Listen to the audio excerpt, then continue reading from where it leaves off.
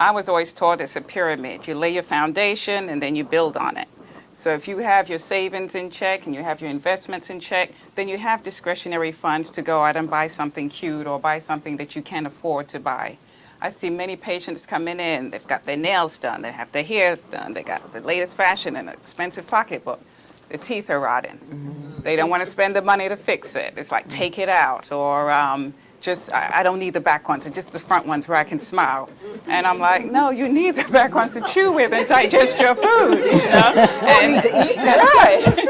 And you don't need I'm not back ones. understanding it. And it's like a re-education on, you got to put your health first, not the external things. It starts within. That's so true. Just last week, I saw a young man getting out of a van. There were 4 men in the van and a lady driving.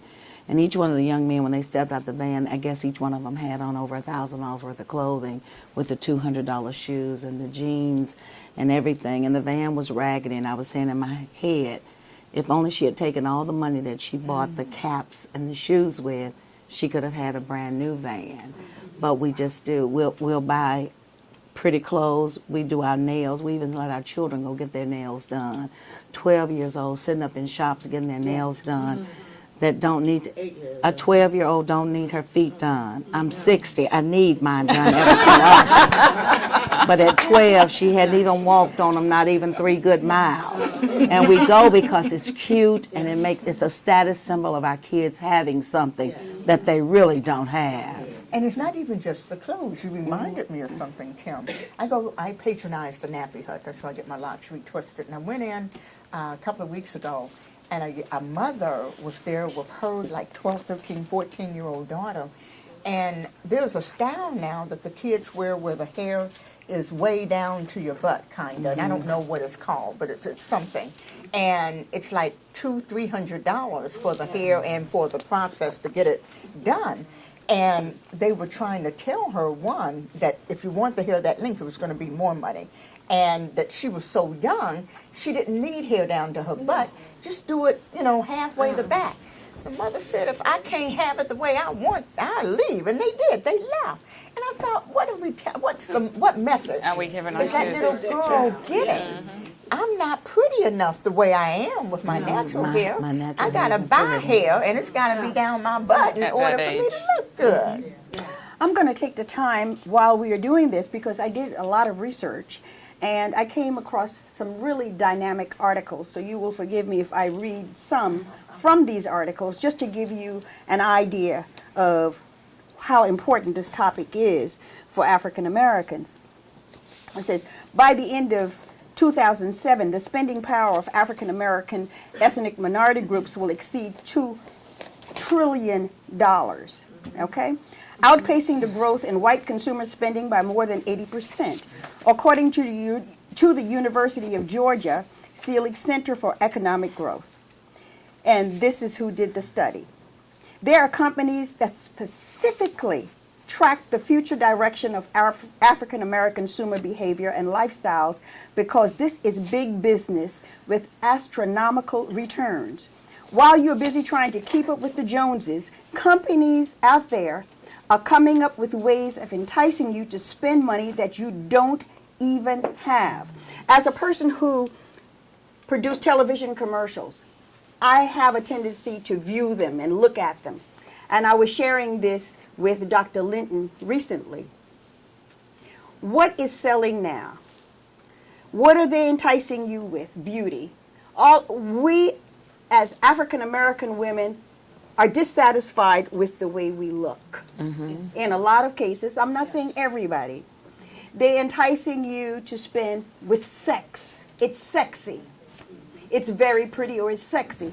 If you look at yourself, before Madam C.J. Walker invented the straightening comb, we had nappy hair.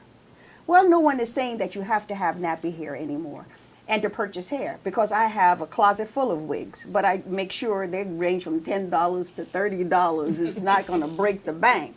With that, understand what I'm saying? And I'm not saying it's wrong to do that. But we as a people generally are displeased with ourselves because we aren't pretty enough, our skin is too dark, or this or that or the other. So there are people who track the spending habits of us just to see what we're going to buy. They says if it's shiny, put it out there. We will buy it. You have something, Kim? On the bumper sticker of a truck that I saw right after Obama was elected as the president of the United States, it had me so angry I felt like I could have just screamed. And it said, shiny bright objects easily confuse them. And he wasn't talking about a deer, y'all. See, I have hunters in my family, so when I first saw it, I could have thought, blinding a deer. But he was talking about black people, that shiny bright things. This is how we messed up in Africa a long time ago. The shiny, pretty trinkets mess us up. And I think a lot of kids, you know, we've left the plumb line of having a family to mama, baby, daddy, mama, which is really messing us up because the girls are not taught that they're pretty at home. So they're trying to make themselves pretty from the outside, but most of us in this room, we learn that pretty comes from the inside out. Yes. Our parents taught us pretty is as pretty does. And we don't have anybody that's teaching that message to our children anymore. The mothers are the same ages just about as their daughters, or 12 years older than their daughters, and they're trying to live the same lifestyle. But one thing about us is if they want to look good. And it's one thing, we do look good. But I want us to look good and be saved. Not just look good. And what cost are we Paying to look good. And not only, ladies, are we going to talk about the problem, because right now we're addressing the problem. We are here to also offer some solutions. And that will come later on in the show.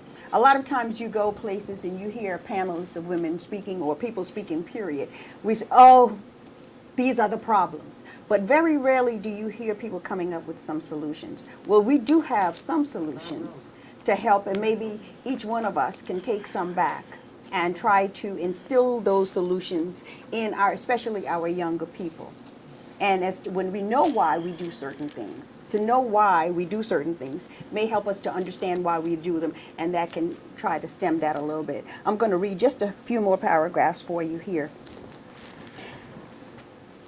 It says, African Americans are living in tough economic times, and we all know that. But surprisingly, rather than tightening their financial belt, the response has been to spend more. In many poor neighborhoods, you are most likely to see satellite dishes and fully loaded cars with expensive spinner wheels rolling into apartment complexes. All right? It says, African Americans spent $22.9 billion on clothes. $22.9 billion on clothes. $3.2 billion on electronics, and $11.6 billion on furniture to put in homes that, in many cases, were rented. Lincoln, that's the car Lincoln, was so impressed with the $46.7 billion that blacks spent on cars that the automaker commissioned Sean P. Diddy Combs, the entertainment and fashion king, to design a limited edition Navigator fully loaded with 6 plasma TV screens, 3 DVD players, and a Sony PlayStation. And it says, why in the world would someone need 3 DVD players? Now, when you see Sean P. Diddy Combs, he looks like the ultimate success. And when he's on TV displaying that, look at all the young black boys that he's making an impression on. Yes. Well, if I look like that, people will think I am rich too. Yes. Okay? So they sometimes use our own successful people to grab us into that trap and to keep us down, and to keep us oppressed and depressed. Last year, I taught a class called, I said it earlier, African American Studies. Our textbook was this. It's called Brainwashed, Challenging the Myth of Black Inferiority. It's written by a guy named Tom Burrell. Oh, I'm sorry. Is my mic's not on? Fix it. It doesn't go in the room, it just goes here. Oh. Okay. So just gotta I say can like speak up. I can project. Yes. Project. All right. Okay.